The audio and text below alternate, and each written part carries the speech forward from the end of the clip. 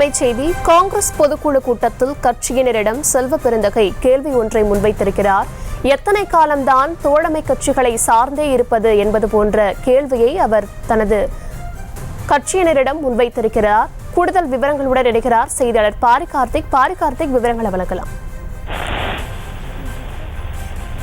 சிவபிரகாஷ், தொடர்ந்து விவரங்களை வழங்கலாம். தமிழக காங்கிரஸ் கமிட்டியின் பொதுக்குழு கூட்டமானது தற்போது சென்னையில் நடைபெற்று வருகிறது. இந்த கூட்டத்தில் கலந்து தலைமையேற்று பேசிக் கொண்டிருக்கக்கூடிய செல்வ பெருந்தகை அவர்கள் இன்னும் எத்தனை நாள் தான் சார்பு அரசியலில் இருப்பது, நாம் தோழமை கட்சி கூட்டணியில் இருந்தாலும் கூட காங்கிரசுக்கு மிகப்பெரிய ஒரு வரலாறு இருக்கின்றது, இது குறித்த உங்களது கருத்தை சொல்லுங்கள் என்று தொண்டர்களிடம் கேள்வி கேட்டிருக்கின்றார்.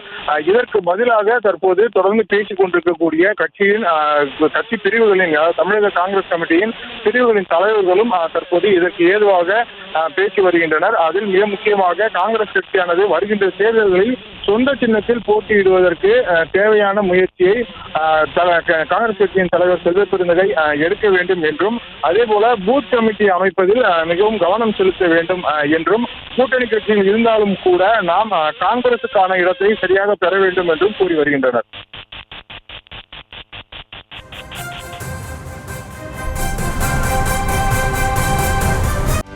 செய்திகளை உடனுக்குடனும் துல்லியமாகவும் தெரிந்து கொள்ள சப்ஸ்கிரைப் பண்ணுங்க.